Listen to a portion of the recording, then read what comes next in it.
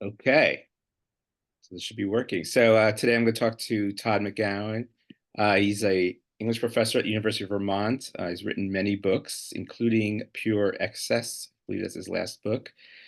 And he co-hosts a podcast called Why Theory. And so we wanted to talk today about psychoanalysis and what it brings to our understanding of contemporary politics, and in particular, what's going on right now in the United States.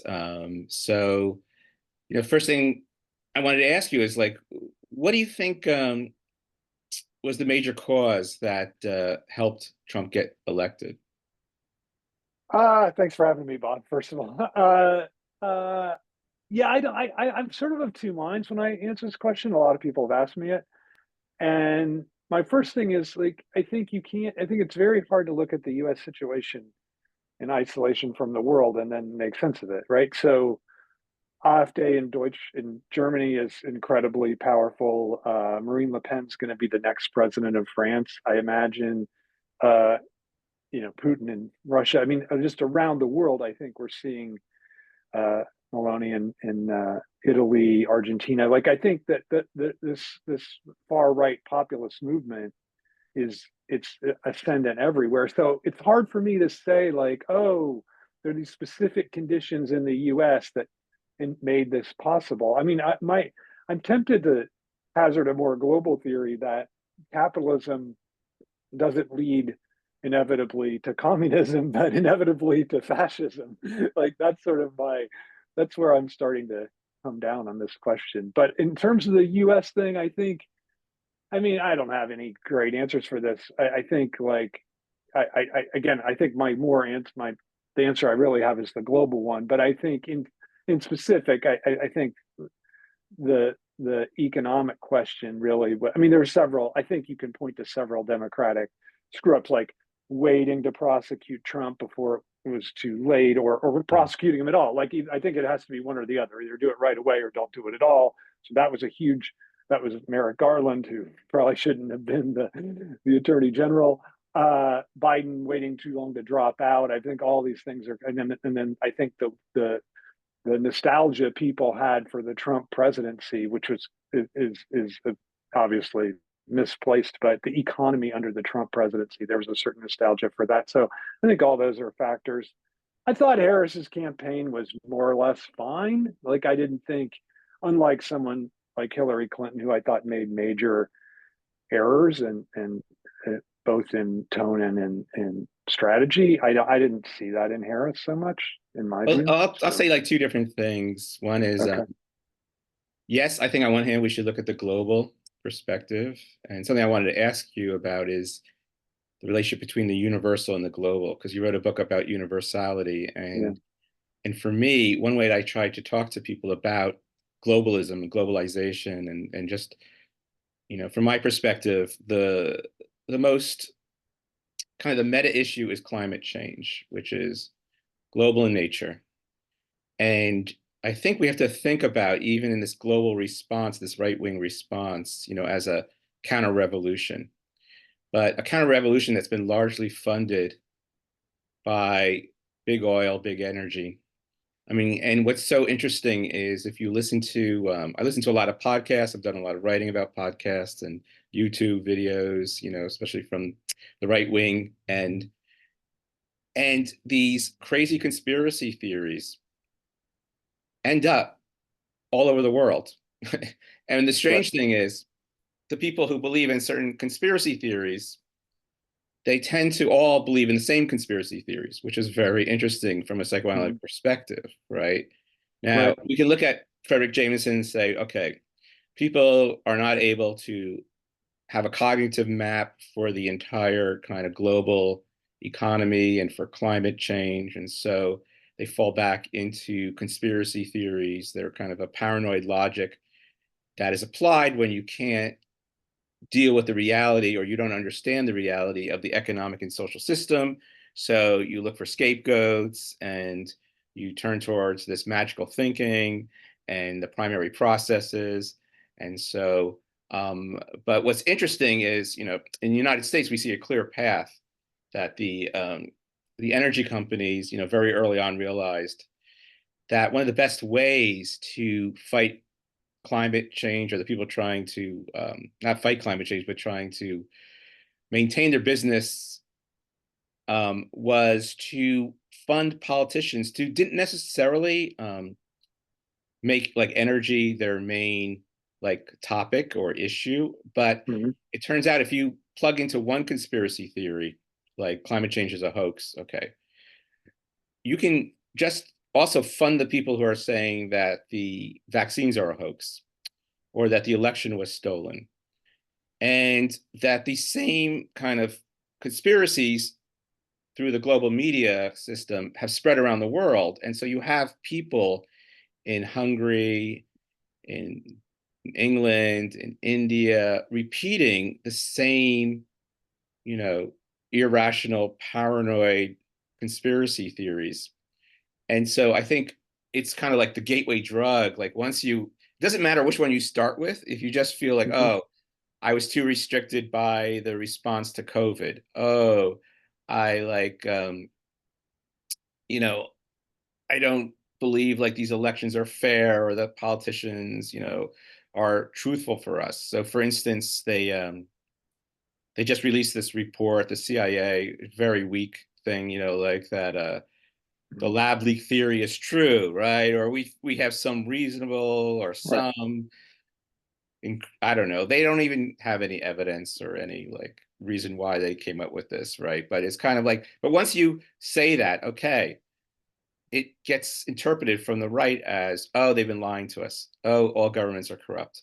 Oh, we can't trust anything. And that's exactly what the oil companies have been trying to do for 40, 50 years, is to kind of make people not trust the government so that they don't have to deal with any regulation and that people don't take climate change seriously. And I think like there's kind of this conspiracy of conspiracies then, you know, like, and they're being funded by these incredibly wealthy companies who actually know the truth, who, you know, have their own reports. That is just like with tobacco, right? Right. They have evidence that, you know, climate change is highly destructive and caused by human release of carbon.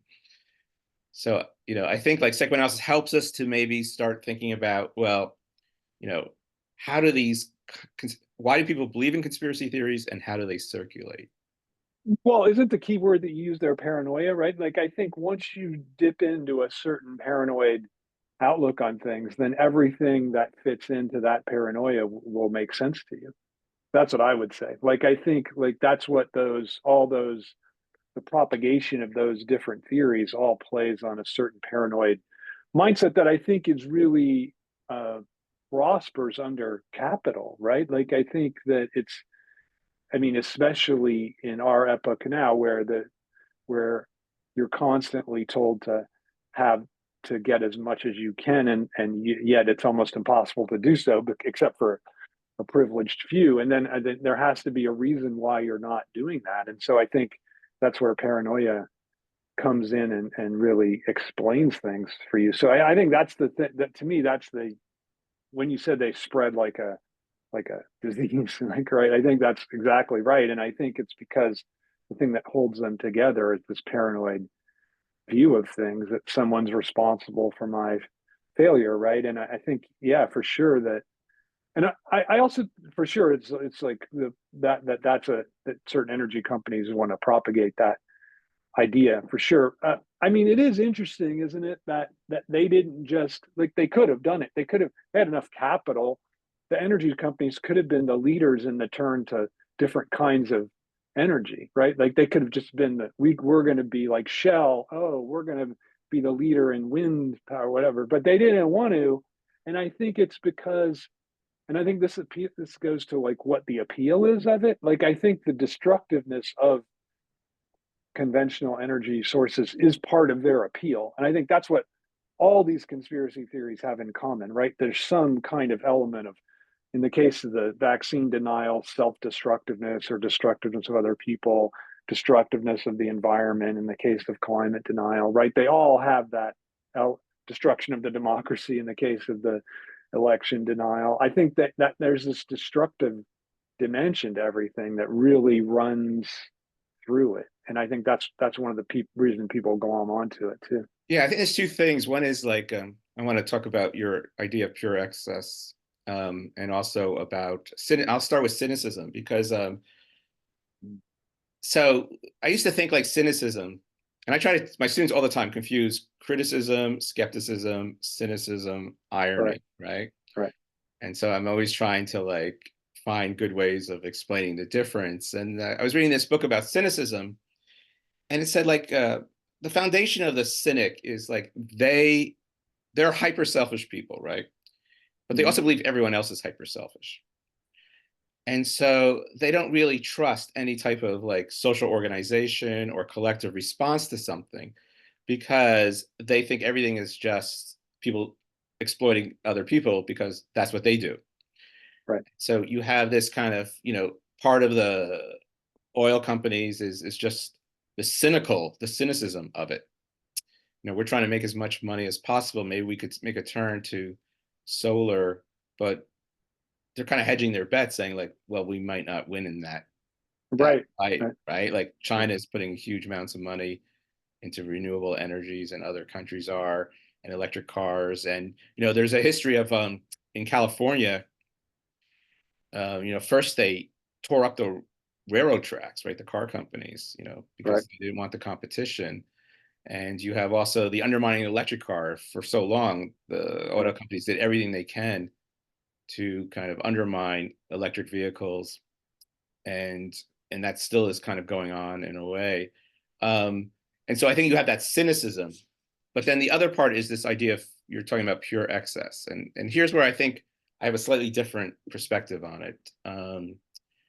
So I like to tie like different ideologies, like libertarianism, which I think hmm, defines the right now. First of all, I think huge mistake people make all the time is they don't separate conservatisvism from libertarianism. And in many ways, they're opposite ideologies, right? You have the Christian right, fundamentalists who like are the true believers. It's kind of the opposite of the libertarians who are the true cynics. And why they could support someone like an amoral person like Donald Trump, who's just a pure right. opportunist.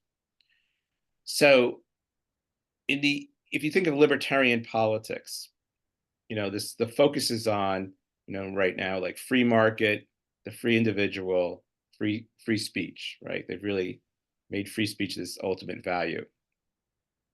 um but what they miss, the libertarians always miss, and this is how I'm going to relate this to to desire and excess and the commodity form, okay, is that speech is never free. That's one of the lessons of psychoanalysis. Like for even free association, it's highly determined, right? Hmm. Markets are never free. And so what happens in libertarian ideology and philosophy is kind of the repression of the social mediation. And Freud, in like a text which people don't really spend a lot of time with, The Conditions of the Love Object, Hmm. I think is an incredible evidence of much of Lacan's theory. Because Freud's one of his arguments is that like desire is the desire of the other. Like people desire what other people desire. So even if we're talking about drives and desire and excess, um, it's really important to see how like all these things, they seem like they're hyper individualistic, but really they're highly mediated by society. And what happens is it's just the denial of society, which allows one to think that one is pursuing one's own pleasure, or one is speaking freely, or one is just, consuming or producing in a free market system, when in reality, all of these human activities are highly mediated by society, by rules and norms and influences. So I think that I don't know. I would like you to like say, well, how does the commodity form and this notion of excess relate to this idea that it's just an illusion that people are free? No, I think that I mean I totally agree with what you just said. Like I think that's exactly right. And I think it is an interesting thing, this tension between within the Trump movement between evangelical side and the libertarian side, especially now. I think in the second term, that's become even exacerbated. And someone was telling me that at one of these mega churches, they said a prayer that God will guide Trump's hand against the full embrace of AI, which they think is the Antichrist. So I thought that was really interesting, and I think it just shows that like they're a little closer to our position than the libertarians. In fact, because I think they do sort of see mediation in some way. I think that the even though it's whatever gods or something like that. But I would just say that yeah, I think what you're saying that the power of this image of pure excess wouldn't that I think drives the capitalist system wouldn't have its power if our desire wasn't the desire of the other. That is, it's precisely because we see someone else seeming to have this access to a pure excess that we then invest ourselves in that. So I think that yeah, that the seeing how that mediating structure works is one way to combat that. And I think my friend Anna Kornblum just wrote a book called Immediacy, where she really talks about the way this capitalist illusion of immediacy and the nefarious, I mean, she's talking about literature primarily, but other things, um, has really nefarious effects. So I think that's exactly right. And I think one of the things that I know you've talked about this a lot is one of the things that's really important for psychoanalysis is its emphasis on the role of mediation, not just in desire, but in every kind of relation. So it's a very anti-libertarian way of thinking, I think, which makes it, I think, incredibly valuable today because Is that how you I relate like limit and excess to like modernity? Like, I mean, it seems like in your last book that you're trying to, argue for an alternative to this kind of yeah, pure excess, and that you want to signal something having to do with lack in the representation of lack in politics and culture. for sure, right. Like that's what I think is denied, and I think again, this seems to me like a ABC of psychoanalysis that it wants to always show the way in which, however we're excessive, is tied to the way in which we're lacking, and you can't separate those two from each other. And so that seems to me again like that's how there's this political edge to the psychoanalytic enterprise. I'm not saying necessarily individual psychoanalysis, but that kind of way of theorizing things, I think, I think this is your position too, has a way to kind of get us a sense of how the political field, how we can try to change it, but certainly how it's laid out. Like, for instance, with Harris, why I disagree with you, and I think she was a horrible candidate. Okay. But she was put in a very difficult situation. Yeah, that's what I think. I And think it was, the situation was terrible. Biden waited Yeah. too long, and it Yeah. wasn't really a democratic process for the Democratic Party, which is a problem. But she wanted to represent herself as like something new. Kept on saying, "Turn the page," or something new. Yeah. And people were saying, "Well, new in relation to Trump or new in relation to Biden, the administration you've been part of for all this time?" And so I think that pushed her or motivate her not to really articulate all the great things that Biden actually did, like his response to COVID, the infrastructure project, the green energy stuff, the response to Russia and Ukraine. I think Biden, in many ways, had one of the most successful presidencies in our recent time. And I agree with that, Bob. And I think she was caught between sort of Scylla and Charybdis, right? Like she couldn't if she embraced those things, then she got inflation was kind of baked into all those things too, which people, I think that was a motivating factor for a lot of people. And then I think she felt like she also couldn't distance herself from him on issues where she would want to. So I think this is that's why, this is the paradox of, or the contradiction of the narcissistic personality. See, the narcissistic personality wants to basically wants to be recognized as being unique and different and special, but at the same time wants to conform.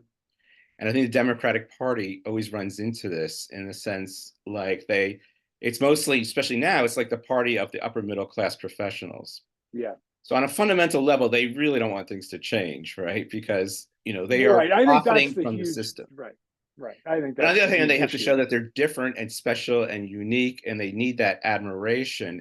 But like with just say inflation, she could have said three things that I don't think she ever said. One is um, part of inflation, and this has been documented, was caused by Trump's tariffs, the effect of Trump's tariffs, the lasting effect on Yeah. that. Yeah. But the issue, I mean, there's an issue because Biden left the tariffs on China. So I think that would have been a tough sell, right? Okay, and then response to the supply chain after COVID, right? Of course, there's going to Yeah. be our economy responded better than like every other economy. No, agreed. You never heard that. No, no, I totally agree with you, and I think I just think you're I don't know, I don't I'm not H.L. Mencken, but I think you're maybe overestimating the the uh I don't know, intellectual capacity of the American populace, right? Like I just think people are like, oh, I'm paying like $5 for a dozen eggs. That's more than I paid under Trump. That's too much. I don't want to do that, right? Like I just feel like that was a third rail, But the other issue, inflation. of course, like record low unemployment. I And know, I know. and that I just think, drives up yeah, wages. And like you have to like, I mean, I think they can understand at least like if you have lower unemployment, higher wages, especially like the increase in minimum wage in blue states, okay, you're going to drive up inflation, the cost of for things, right? sure, for Because sure, right? you're, like they have to pay more for workers. Isn't that a No, good thing? Aren't you the look, working class? I Can't know you I'm like totally with you, man. I think Biden, if he had withdrawn, would go down as one of the like most like left leaning. I think like whatever the word people use, like progressive presidents that we've had since Johnson. I think, and I mean certainly more than Obama, right? And this is, Clinton, I think, was a right wing figure. So certainly more than Carter. So I think like, yeah, I'm with you. I totally agree with you, and I think some of the things they passed were incredible. I think you're right. Like our inflation relative to the rest of the world was not bad. I just I just don't. I think the other thing is I think you can't underestimate the libidinal appeal of Trump and the that fascist leaning leader, and I think that's a big part of it to me. well, that's Like another that, thing, I think that people underestimated was just the power of these new forms of media, like, so I listen to a lot of these podcasts and YouTubes, and like it's dominated by these, white, wealthy males, basically, right? who Yeah, talk endlessly. right. And I think like one of the greatest movies, I'm teaching now film and comedy. That's what I'm teaching Yeah, now. And for me, yeah. one of the greatest movies of current American politics is South Park, Bigger, Longer, Uncut. Because it's just in the title itself. I always talk to my Yeah, students about this, a bigger, longer, uncut. yeah, You're basically saying that censorship is experienced being cut. Like the TV show was shorter, right? The yeah. movie's longer, right? But it's also less censored, right? They can curse and other things, but it's uncut. But they're saying like castration, censorship is experienced by the male subject as castration. And what the right wing people, these podcasters, these men who just talk endlessly, what they don't want is any type of limit to their speech, right? Yeah, A lot of them are yeah, former comics, so they experience any form of censorship or control of their speech as castration. And so there is this kind of idea that I think is very kind of a controversial idea of Freud, is that the libido is inherently masculine. Okay. yeah. I don't think that's right. Actually, I think Freud's right because I don't think Lacan thinks that. I Well, actually I'll think tell you why I Lacan. think it's misinterpreted, right? Okay. No, we could say like, so this is very interesting. Like historically, what we're seeing like with the Biden administration, I mean with the Trump administration, right, is that like these men acting badly and acting on their impulses are being constantly rewarded without consequences. So historically, the libido has been dominated in a cultural way by men, right? There's this political, social factor, once again, that mediates sexuality and desire. And that, so what we're seeing in these podcasters and YouTubers is like this counter revolution against women by men who believe that any type of limit to their impulses and their speech is a form of castration, and that the Right. left then becomes like the maternal superego that is trying to castrate them and take away their pleasure and their freedom. So I think there's this kind of like cultural, social interpretation of libido that gets then internalized on a mass level.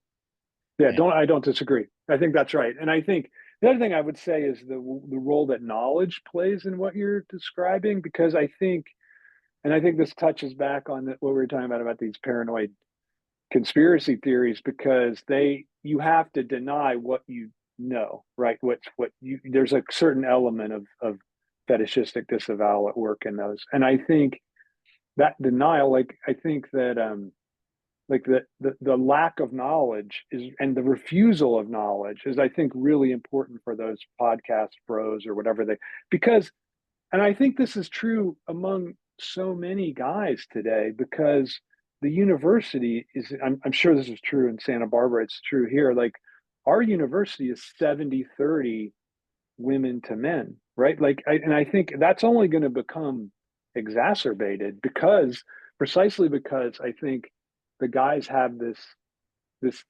disdain for, I mean, I think a lot of it is video games, to be honest. Like I think that's a real huge part of it, but I think there's also this anti knowledge for the sake of, like, knowledge kind of, I think for them cuts into our ability to enjoy.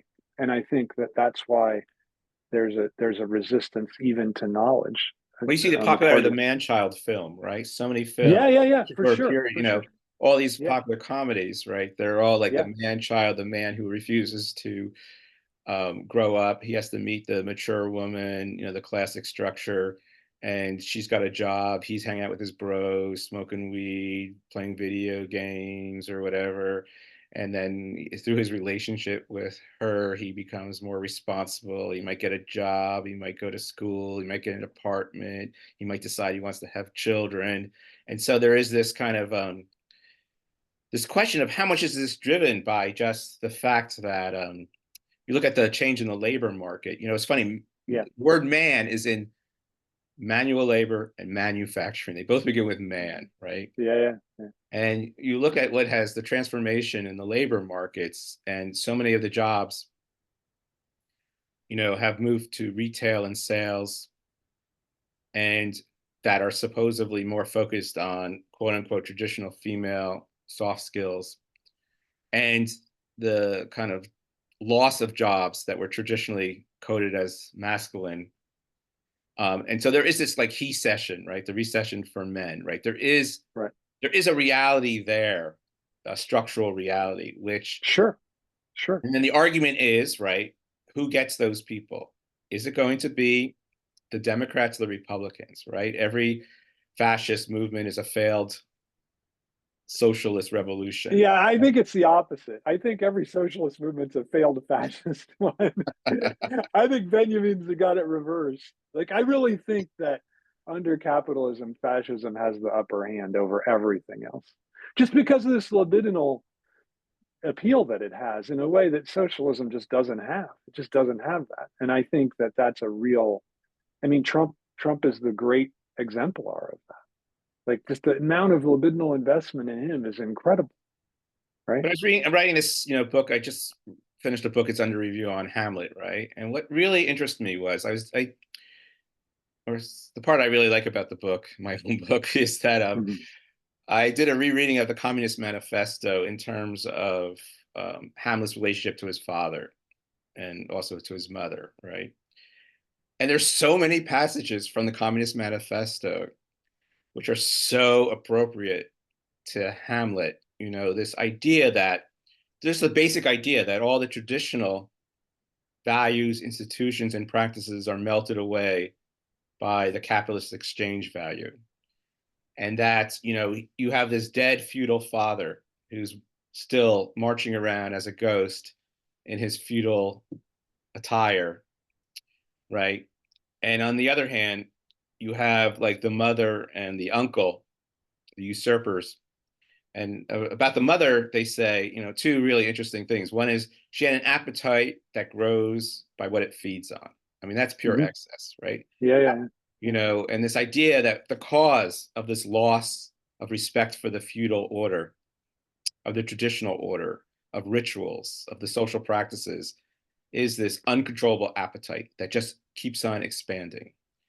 And then the idea of like thrift, the wedding, the funeral The meat, furnish the single meat, wedding right? table, Yeah, this idea of like pure exchange, but yeah, also the complete lack of, and this is something that Lacan picks up, of course, the lack of the ritual of mourning, the right. lack of the undermining of rituals, of tradition, of culture, of cultural forms, right? So if you look at the relationship between, so I think that's just and this idea that Marx keeps on saying that the the modern capitalism just spreads everywhere and into everything. It's this uncontrollable spreading, right? That can't Hmm. be contained, that will destroy everything in its wake, will undermine Hmm. every institution, every belief, and so it's this pure global nihilism that spreads. Hmm.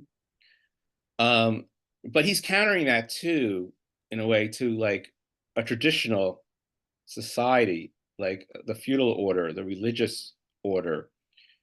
And so, like with fascism, it always seems to me, you know, there's a lot of debate like online, is fascism a disorder of the left or the right, in a sense, like, but fascism, it's trying to do this impossible thing of combining together, like the Correct. Republican Party today, like these two opposite things, Yes.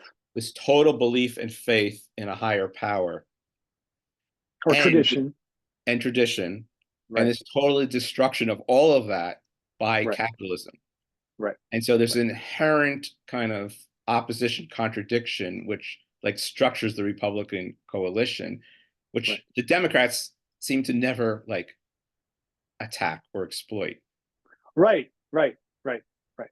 Right. No, I know. I know. That seems to me to be a real missed opportunity. Although, who Jean-Claude Milner is? I'm Of course, obviously, yeah. yeah, yeah. He once said to me, I thought it was a very interesting comment. I've never heard it. I mean, maybe you'll think this is a banality, but he once said to me, I was talking to him, he's like, the peasants resist every forward movement of history. He goes, they did in, it's the Vendée in the French Revolution, it's in Haiti, it's in Russia, every single one, it's always a peasant resistance. And he goes, that's what's happening in the US right now, the peasant revolt.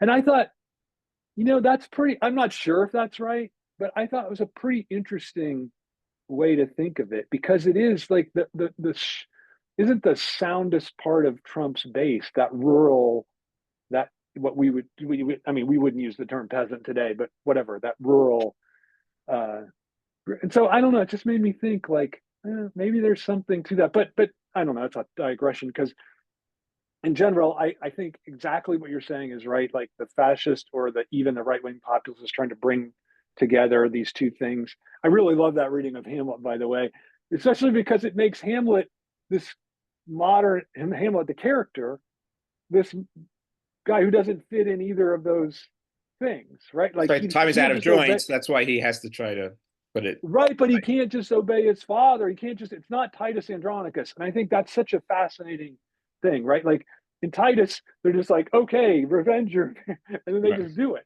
And he just can't, he's like, I don't know. Is it the right time? What if this ghost came from Satan? I don't, there's all this kind of, But this is the uh, thing that I really like. So what he says is, his strategy is, and I think so. One of my arguments is like, Hamlet, the play is a metafiction, of course. In the middle, they put on this play. He becomes a play director. He tells them how to act, and he becomes a stand-in for Shakespeare. It's this meta, and then, but the whole idea is, oh, I'm going to put on a play to catch the conscience of the king, so that theater has this ethical function. Like, say he's caught between, you could say, like the religious conservative ideology and the libertarian capitalist right, consumerism of his mother and uncle. And his solution, though, is to say, okay, I'm going to turn to art. I'm going to put on a production, and that production is going to like symbolically simulate the murder scene, which will then trigger the unconscious or the hidden guilt of the uncle. And so then theater has this, or art has this function, possibly this ethical function, right? Mhm. Of triggering in people the what they're trying, their unconscious, guilt and shame, right? And so, Yeah, but I think it's because it's a metafiction and it's ironic, it has this double function of that it both kind of like with art and fiction, you always have this ability to say it's just a story, it's just a right. joke, it's just so it creates it's the paradox of the like the the court gesture, You like can he say could the say the truth, but truth, yeah, but the truth right. is easily denied because it's coming from the gesture. And I think that's the conflict that like basically he sees how Shakespeare sees this conflict between like Yeah, feudalism and capitalism because he had to become a theater owner. He had to start dealing with this stuff, especially during when they had their own pandemic and right. stuff. And so he sees the tension between what we could call like the pre-modern feudal order and the And capitalist modernity. and Yeah, modernity. capitalist modernity. Yeah, And but his response is to like turn to fiction and irony and this doubling. And I think like that reminds me a lot of like centrists today, right? Like they know there's a problem, right? They're caught between these two the extremes of capitalism and the extremes of like religious fundamentalism. But their response is like a type of ironic subjectivity where they both kind of like virtue signaling. They recognize these problems, like yeah, universities. Like yeah, universities for me are like the center of yeah. liberal centrism, right? Like Right. The all the worst. Right, time, right. I just constantly hear these lectures about like equality and like diversity, right? But Yeah, the institutions themselves, structurally now, they produce economic inequality and they decrease social mobility on average. There's right. exceptions, but on average, that's what they do. So it's kind of ironic and contradictory. I think this is the problem with the quote unquote liberal class is like that it's especially when it's the upper middle professional liberal classes that it's dependent on inequality and it Right. tries to gesture and then it feels guilty and ashamed so then it has to virtue signal. Totally agree with that. I just disagree a little bit about Shakespeare because I feel like I wouldn't classify him as a centrist in any way. I mean, I feel like I almost would say his position in that play, and I think his position in every play, is that we should pay that. The problem is that we're dismissive of art and we're dismissive of the aesthetic, and we don't take it seriously. And I think that's the problem. I mean, that's a huge to me. That's the huge problem that he's trying. I mean, that play I think is trying to say, no, take art seriously. It will reveal the truth to you. See that, and And that, but see, I think for me, the key text on art and culture for Freud is jokes in relation to the unconscious. yes, And I think that what people often miss in that, and I think really the great contribution that Freud makes to like popular culture and cultural studies is this notion like, okay, he says there's a secret deal made between the joke teller and the audience. I give you pleasure, and in response, you promise not to criticize me or hold me responsible for what I say.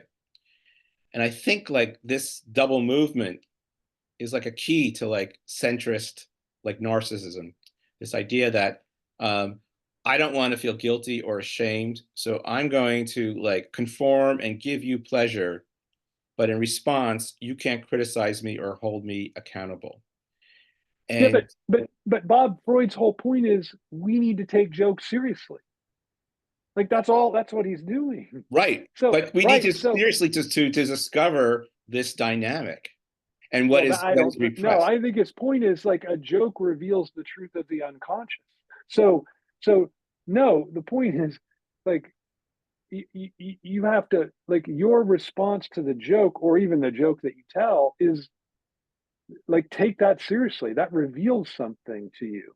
that you Right. need to This is the pay power of attention like to. criticism. So you need, it's not like the text, it's not the joke, it's not the Shakespeare play. It's like the psychoanalytic critic, it's us who kind of like make the next step, because alone it's just going to be in this area of like exposure and denial at the same time. Someone Well, has to maybe, go in maybe. there I and don't know about that though. Don't you think that don't you think there's examples in history where the just the text alone without any kind of critical response to it did have this kind of dramatic effect on people? I don't know. Or just a joke, like just a kind of like I think one of the this could have turned the whole election, right? Like when Trump, it's kind of a joke, his campaign ad where he said, "She's for they, them, and I'm for you." Right? Like that's pretty funny. It's like I'm like, I mean, one of my sons heard that on whatever Instagram or something, and he's like, "It's over." He knew it was like it was a month before the election. Like it's over.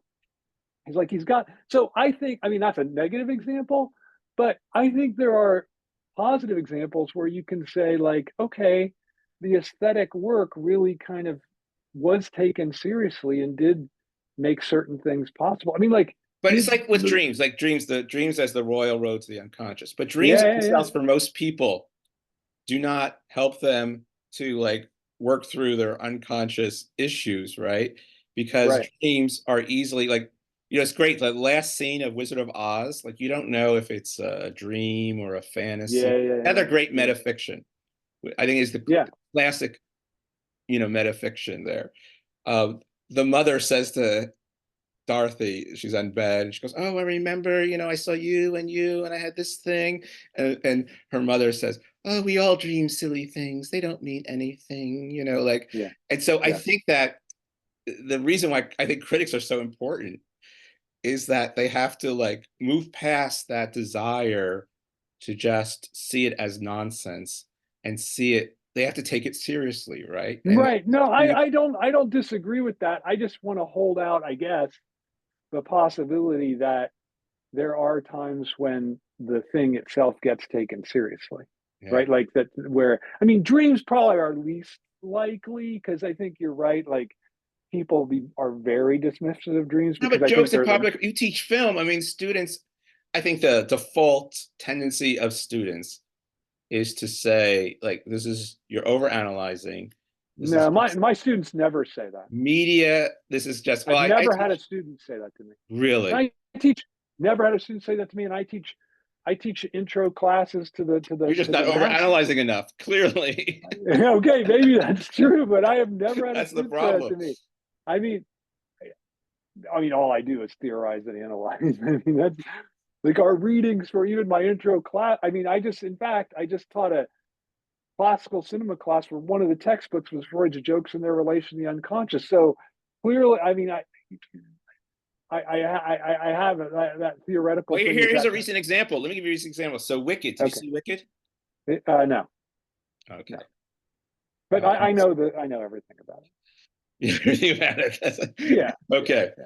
Like Zizek, you don't have to see it. You know it No, theoretically. I You will read it. see it. I just don't like the idea that I got to see part one and then wait for part Part two. two. Okay. I'm teaching the musical in the fall, so I have Oh to my see it. gosh, you have to see it. And the Joker I know. Folie à Deux. Okay, those two Yeah, movies for the I musical. cannot see Joker Folie à Oh Deux. my God, it's brilliant. I hated Joker one so Oh much. no, no, no, no. This is different. I'm gonna send you what I I wrote know. about it. I'm gonna convince. Okay, okay, Bob, send it to me. But Now let's get back to Wicked. yeah, So okay, I'm teaching, right, talking students about Wicked, okay, and it's very interesting because this is popular genre online on YouTube where people do like deep analysis of films, right? What is Wicked right. really about? Yeah, yeah, yeah. Whatever. And it's very interesting because a lot of, especially African American, like people who are doing this, it's all about race. And in a way, the film clearly is trying to say like the witch who's green is a symbol for being black. Right, right, And there's all this discourse around race and racism and how she's treated that's in there.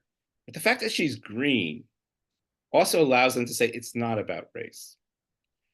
And you get this kind of double ironic, contradictory discourse where it's this idea, like Freud says in the joke, something means one thing and its opposite. So it allows for the deniability. It is about race, but it's also not about race. It's about racism. And then they do this crazy thing. This is a spoiler alert, okay, for you. Okay, I'm that's gonna go okay. now see the movie. Um, the the wizard is like this fascist leader who says we need an enemy to unite the people, right? And so he's going to pick on the talking animals. Apparently, there are talking animals. And what's really funny is a lot of them are like professors at universities, and like they take away their jobs. And there's especially this one professor, who's the Green Witch is totally connected to.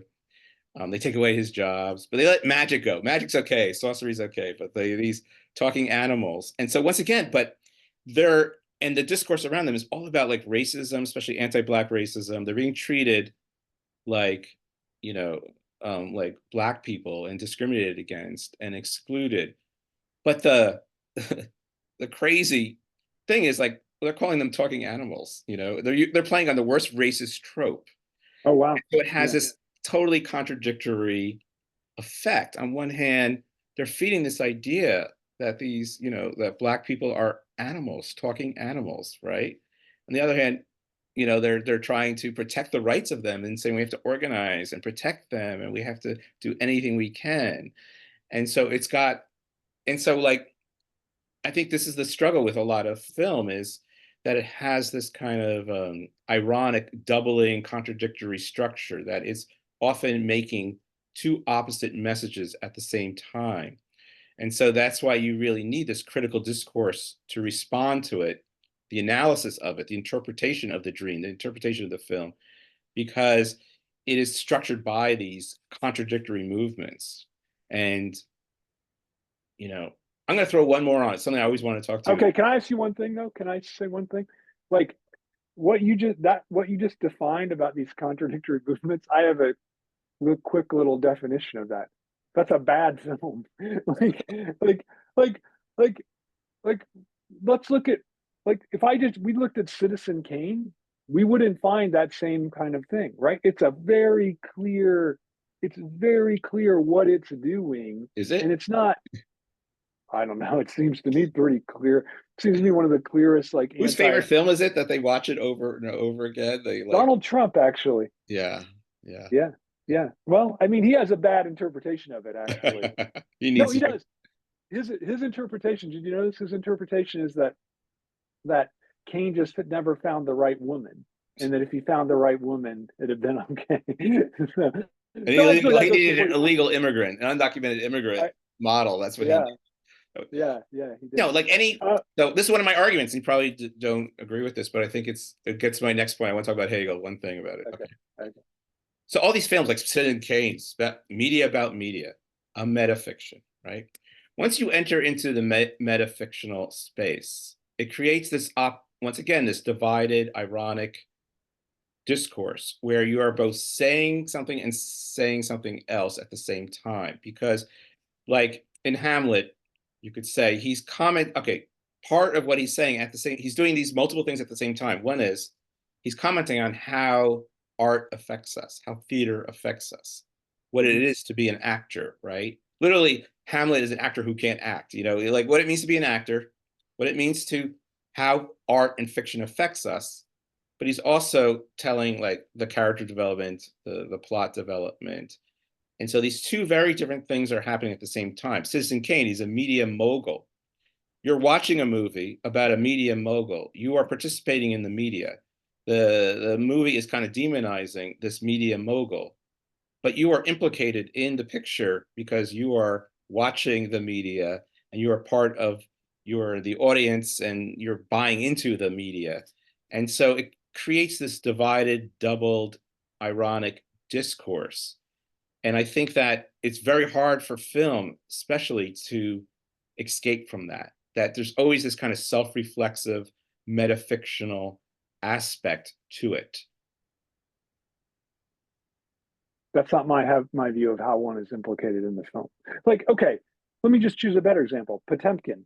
I don't know. That's not about media, and it's like you're implicated in that film, yeah, but you're implicated through the mistreatment of the sailors, right? And you're on the side of their revolt. And so Maybe I my feel theory like, is only for Hollywood films.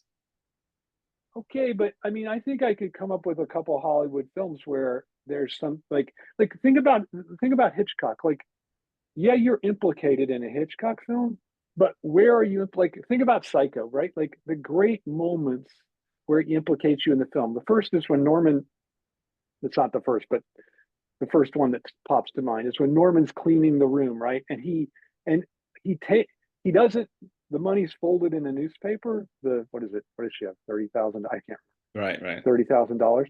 It's folded in a newspaper, and he just takes the newspaper up and throws it in the trunk of the car with the body. And you're like, wait a minute, don't just dump that money out, grab that money for yourself. And so Hitchcock's clearly implicating us, and every spectator feel you're like, oh my God. And then of course the great moment you're implicated when the car starts to go down to the swamp, it doesn't and stops, and he cuts to Norman looking nervous.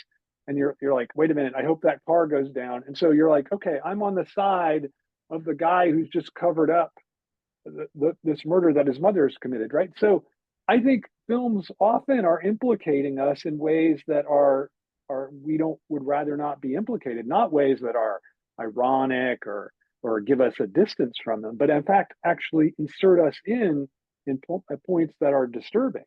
So See, I I think don't it's a know. question of what how we're defining irony. So let's talk about Hegel first. Okay. Okay, okay, okay. Um,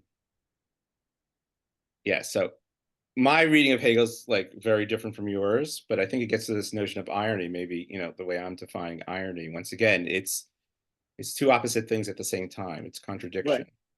right. Okay. So Hegel also, I think, responding like in some ways to a similar dynamic that Hamlet's responding to, like religion and science. So how does he respond to this cultural conflict between modernity, you could say, and pre-modernity, right? Between pre-modern religion and modern science. Okay, you're really not going to like this. Okay, Okay, okay. but, you know. So the first thing is like the type Geist. Geist allows him at the same time. It's almost like structured like a joke, but it's not funny. Like he can use Geist to talk about science, science of the mind, and he often does, but also Mm-hmm. Geist as spirit in a religious sense. Heilige Geist. And Right. so he's able to talk about the way he overcomes, I would say, the conflict between religion and science.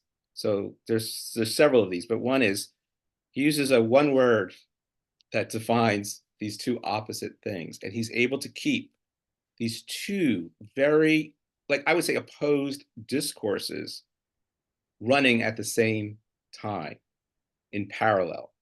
You don't know, is he talking about religion? Is he talking about science? Like, how could he be talking about religion and science at the same time if they're aren't they like fundamentally like opposed, especially during the time he's writing? But just like ideologically and structurally, it seems like that's hard, right?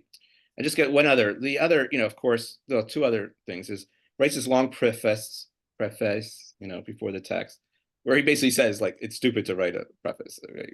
Right, Like and, right. and so like it's a very ironic gesture, this very long, you have to got to read this very long text where the Yeah. author is saying it's like disregard this text, or this text is not only is a problem, but you got to Right. It's a problem. I'm writing it and you're reading it, okay. Right. Right. And then of course when he says like he uses this for many terms, but like I is the most particular thing, I refer to myself as an individual, I is the most universal, and then he uses all of these terms that it can be both the particular and the universal at the same time, right? And so you have a discourse, I think, that is fundamentally ironic and contradictory. And it's using the manipulation of language in order to say like opposite things at the same time. And for me, that is like the definition of like the centrist narcissistic ideology is combining opposites together at the same time and to use language in order to like I am an individual, but I'm totally basing my individuality on how I conform to others. I am, um, the way that I overcome my, antisocial nature is by getting other people to approve of my actions and seeing them as good. It just seems like, I don't know, like, so how does Hegel move beyond like this ironic combination of opposites? Well, I'm not going to convince you, but I like disagree with almost every word that you said, uh, I said, because I think Hegel's the most radical philosopher in human history. So there's that, not a centrist in any way. Um, and I think that the guy. Let's start with the Geist thing. Like I think for him, one of the things he wants to do is take terms that are common. So he never invents a word. Never. He never invent, like unlike Heidegger or Lacan, obviously Derrida doesn't ever invent a word. He wants to take words that we use in a certain way and say, how can we understand in a different way what's really going on there? So that seems to me like that is the theory.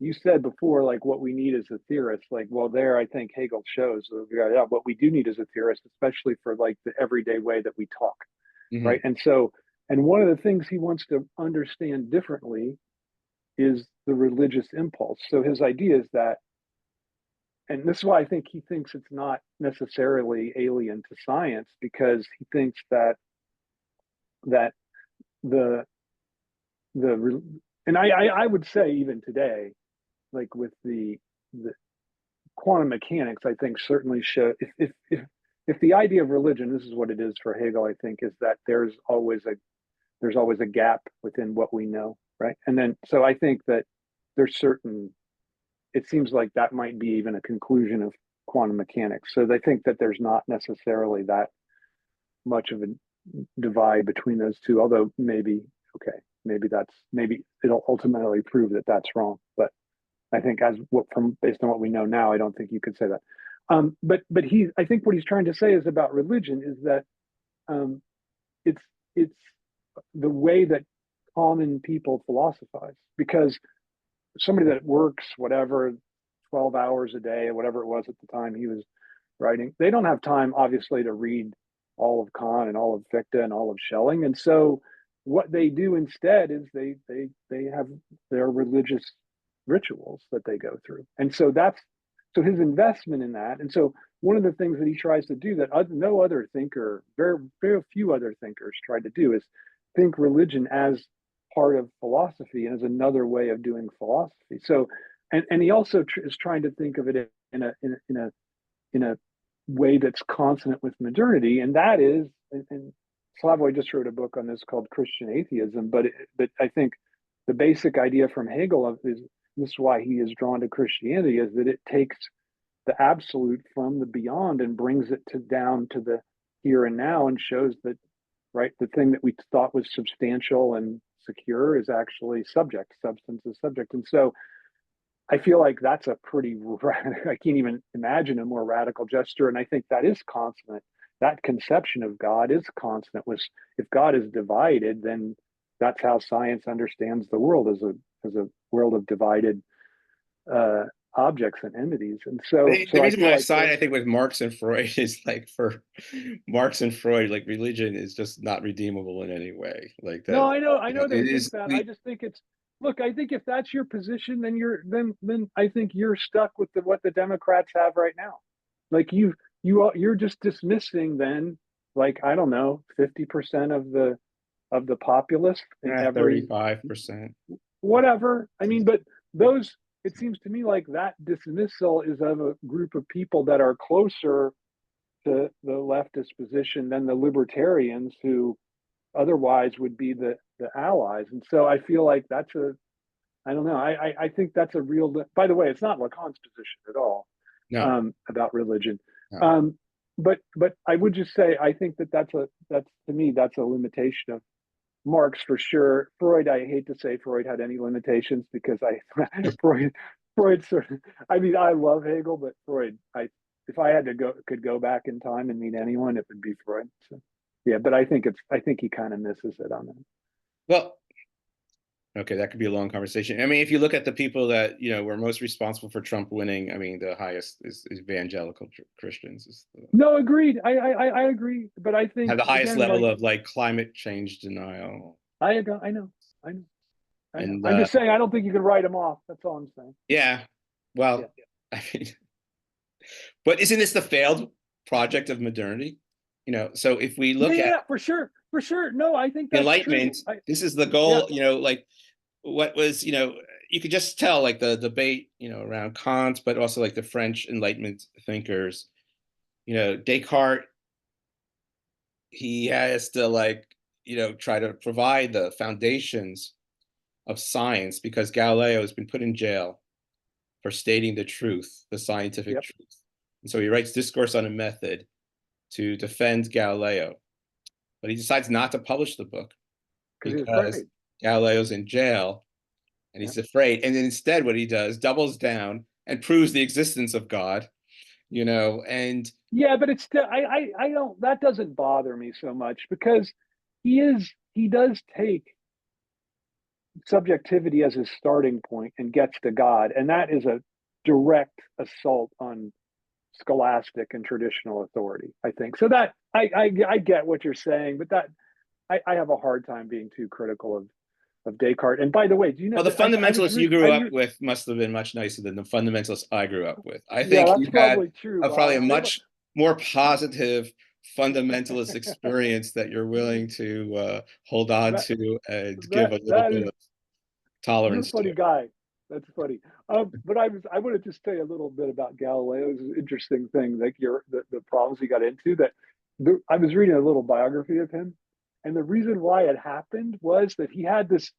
I forget where he was. He was in like Padua or something. He was in a place where he wasn't going to get in trouble with the Inquisition, but then he got an offer for a position with a less of a teaching load, and he took it, and it put him within the ambit of the Inquisition, and so that ended up being his destruction. I always thought that really I always took that as a cautionary tale. If I like, oh, if Duke offered me a great spot down in the South, my dad, no, I'm not. I learned from Galileo. I'm not taking. But I got like one final topic then. Okay. Yeah, sure. See, we don't have to agree on everything. We can have No, it was good. It was it's fine. good to have some friction or some Yeah, different perspective on this. yeah, Um, so like the term jouissance, okay. yeah. So for a French speaker, I think the first or second, especially for the verb, but jouir, is orgasm. Right, for sure. And when we translate it to enjoyment, I think what we miss is like a key insight that Freud has, which I think Lacan does and does not have, or whatever. I don't know. But is like when very early on, Project Scientific Psychology, 1895, he says the driving force for the human being is the pleasure principle, and pleasure is about both avoiding unpleasure and releasing tension, mental and physical tension. And so the orgasm is kind of like a symbol of It's like a model. the model of the drive, Yeah. increasing tension and then the release, Well, right? model the pleasure principle. Right. Yes, the release.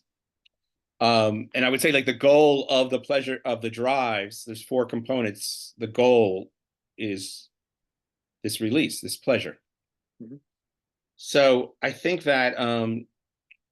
it's kind of a radical idea that Freud has. And I think, it's kind of lost in some of Lacan and some of the post-Lacanian and all the post-Freudians, right? Is this notion that humans are driven to basically not only like to use as little mental and physical energy as possible. Like the death drive is already there. He calls it Nirvana principle even early on in 1895, and so his original, I think, notion of the Well, death drive is okay, good.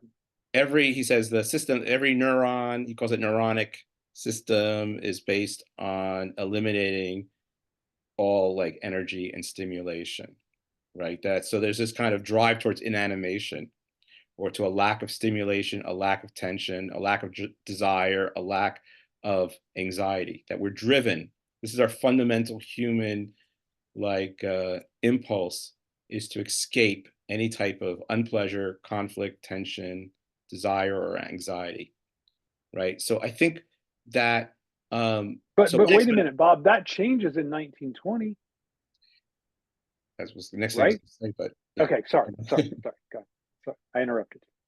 No, no, this is the crux of the matter, I think, for you. And I think a really important thing is, and okay, we should talk about that change, is because with Beyond the Pleasure Principle, the death drive, this radical transformation in Freud's thought that then really, it's kind of like Lacan and Jouissance after 1970. It kind of like repositions everything, reinterprets everything.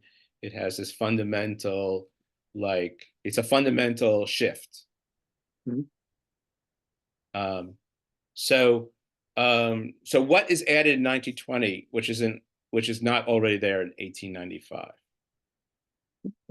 Well, I think he almost comes to think the opposite. I mean, I think he thinks I think in 19 because one of the last lines of Beyond the Pleasure Principle is I it seems to be true that the pleasure principle comes to serve the death drive. So clearly they're different in his mind. Clearly, I mean, he uses them in the same sentence as different things. They clearly are different. And I think that the death drive for him, I think the term is misleading because when one reads Beyond the Pleasure Principle, it's clear he's talking about the ways in which we're repeating things that are unpleasurable, right? And that doesn't make sense according to his theory of the pleasure principle.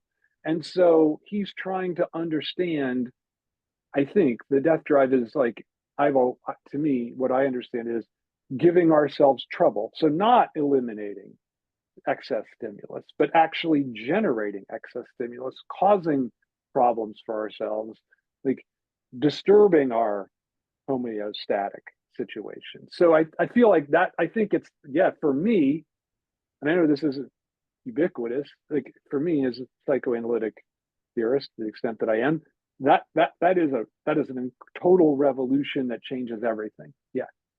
Yeah. So it's interesting, like when Lacan says, it's four fundamental concepts, is he like, okay, drive, yes, I understand that. Unconscious, yes. People get, okay, transference, yes. Repetition is like, I don't, I have no idea. I have no answer for that. I don't know what he he was never, of thinking. course, explains it or tries No, to. nor does he devote that much time in the seminar to it. It's like he spends more time on the how is objet not one of his four fundamental concepts? That's a whole Right. question in itself. But he spends much more time on the gaze than he ever does on repetition in seminar 11. So that's a whole. I mean, I all I can think is, look, Lacan is not the most disciplined thinker in the world. Like I just think he came up with these concepts and then he just got going on something else and then just didn't develop them. I mean, I just feel like he just can't ever take him at his word. I mean, he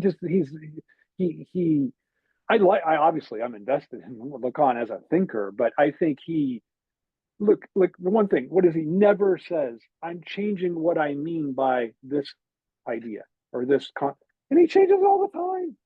So death drive, it changes, it's in seminar 2, it's tied just to the symbolic. In seminar 7, it means this drive to destroy everything and start over again. In seminar 11, it's repetition. Then in the in seminar 16, it's even something different. So I feel like yeah, I don't think he's consistent even in single seminars. I totally So agree with you. I think, I have very ambivalent feelings about Lacan, even though I was trained in his school and trained in analysis there, and I wrote yeah, many books about him and stuff. yeah. I have maintain a very ambivalent, I think Lacan's greatest contribution is that Freud had a problem or a dilemma. And Lacan is one of the only theorists and practitioners of psychoanalysis to try to deal with it, which is Freud realized that the analyst can't be like a teacher. The analyst Mhm. can't be idolized, but the analyst still has to do something. The analyst cannot remain completely neutral, but the analyst also can't like feed kind of the fantasies and the drives of the patient. And so what Lacan did was find like different ways, like the short session. I think people really misunderstood that. I mean, my analysts practice variable session, and I think the biggest effect it had was that it forced you to free associate because you didn't know when the Yeah. session would end. You would just talk as fast as you could without censoring yourself, without thinking, whatever. Right, And right, the opposite was Zizek says. right. He was in analysis at the same time. It's pretty funny. We were in Paris Oh, at the that is same funny. time. Yeah, Like I just tried to talk as much as possible, plan it all out, and yeah. so he wouldn't get to the thing. And the whole idea Right, is you're trying to get to the thing right, that's the surprise, the thing that you don't know, the thing that's right, whatever. So Lacan then says, well, tries to take interpretation, say, okay, it should be when he says every ending of a session is interpretation. People say, "Oh, that must mean there's something profound." The analyst is signaling. That's the worst interpretation of that because that just feeds this idea. It's all about meaning. It's all about the analyst knows. The analyst is the mhm, subject supposed to know. We right, right, analyze the analyst. Analyst is playing the role of God. He knows everything. He's in control. And the way that analysis works partially is almost like Buddhism. You have to kill the master, right? You have to right, de right, and so Lacan came up with this notion of, interpretation as equivocation. And so that it's almost like a power practice, almost like a joke. You make analysis with bêtises, you make it with like jokes or whatever. And because you're trying to like jumpstart the disrupt the discourse of the patient that is trying to right, avoid right, encountering the unconscious. Right. right, So I think right. Lacan had this two major incredible contributions. That's one of them. The other is the critique of narcissism, which Freud developed the concept of narcissism, but I think Lacan like took it to a whole nother like level of understanding and offered a critique of like empathy in therapy, and Mhm. which went totally against American psychotherapy Right, and ego psychology and American culture. Even he was, critique of American right. culture, He's very critical of American culture for sure. which could be a French thing or could be like Yeah, some theoretical probably both. basis. Right, So right, I think right, Lacan, had okay, this is what I'm getting to, like the object A. So object A means all these things, like radically different things, right. right? But if you think about beyond the pleasure principle, Freud uses the death drive to describe the negative therapeutic reaction, Hmm. children's games, war neurosis, Right. this return to inanimation, to some type of biological like evolutionary force that shapes us. And so I think the death drive in Beyond the Pleasure Principle is Freud's object A. It is an object that he turns to in order to explain all these other things that he's never been able to explain. Now, maybe this repetition, maybe repetition is the key thing that he's never been able to. Okay, why do people, as soon as they start getting better, get worse in analysis, negative therapeutic reaction? Why do people dream? I mean, why do people who are in a war like see repetitions of this horrific thing when they should be avoiding it according to the pleasure principle? Like, why do kids go to a doctor, have this painful experience, and then reenact the scene with their like playmates? Maybe, repetition is like is what he uses to explain all these things that he could never explain before. Hmm. And so it kind of acts as the object A in the sense like it's this thing that means all these very different things, but then creates like some type of, I don't know, explanatory power by trying to like solve all these different things with like one thing. Well, I guess my sense of Object AI is a little different. Like I feel like for one thing, Lacan, I think it has a very you have to think. I always think you have to think of him in terms of periods. Like you can't think Right. like, oh, there's this whole Lacanian thought because it changes way too much to have any Totally. that doesn't hold together like that. But at least from the middle period, so like Seminar 9 is when he develops it up to my mind, like Seminar 16 is the last of the intelligible Lacan, or the last of the Lacan that's sort of on my side. Um, but I think all the time there, Abjad is maybe his greatest. I understand what you're saying about the like the way he's wrestling with the point position of the analyst, and I agree with what you said. But I feel like Abjad, he even says this in Seminar 21. I think Les Noms du Père, that the Abjad is what I invented, and I think that's right because it gives him a different way to understand desire than anyone else had before articulated. That is, it's driven by this thing that precisely doesn't fit in. It's not just I think this is really important that it's not just a desire for recognition of others, and it's not just like Rene Girard. It's not just a mimetic. I'm desiring what other people desire. Instead, it's like I'm desiring. My desire is driven from this gap that I see in the other that I'm trying to interpret and make sense of, where I locate their desire.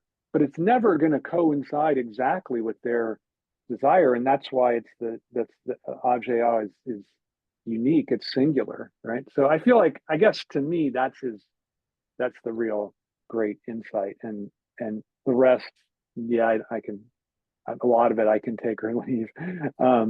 Just, I mean, I'm not an analyst, so I don't have to worry about that question. But I don't know. I think he also brought attention back to the unconscious, which I think was very important.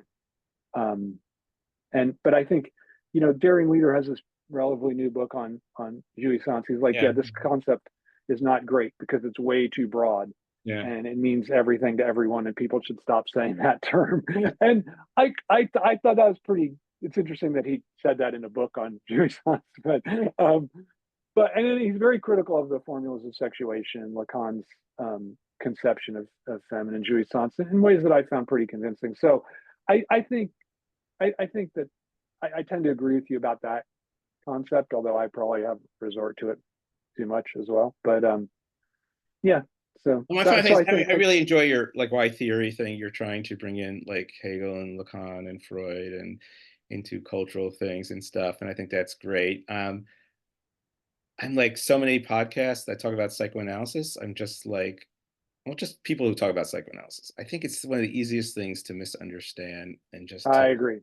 to get absorbed into like I don't know. Maybe I have to think again about like Hegel's attack, relationship to religion. Maybe like he's using common words to create like a different discourse. But what I find is that's what I think. In psychoanalysis, they're using like psychoanalytic terms to talk about common things. And well, I think that's true, and that's why I think there's really, to me, and I think your writing doesn't do this at all. I think there's nothing worse than jargon, and I understand what you were saying about jouir and the loss when we translate jouissance into enjoyment. But to me, I just think to avoid the jargon, I think it's worth using the term enjoyment and explaining kind of what you mean. I just hate the jargon more than anything. So you are a very clear writer, and like the last book was very clear and all your books are clear, and so I appreciate that because it can be. I mean, I like difficult things. I don't mind some jargon. I like complex ideas, but I think that the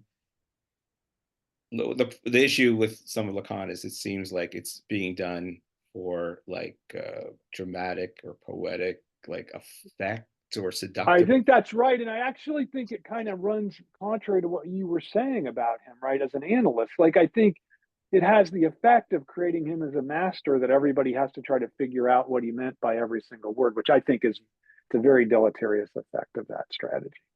Oh, okay. So let's end with that. And I really thank you, and I'll end the recording, and we'll talk again soon. Okay.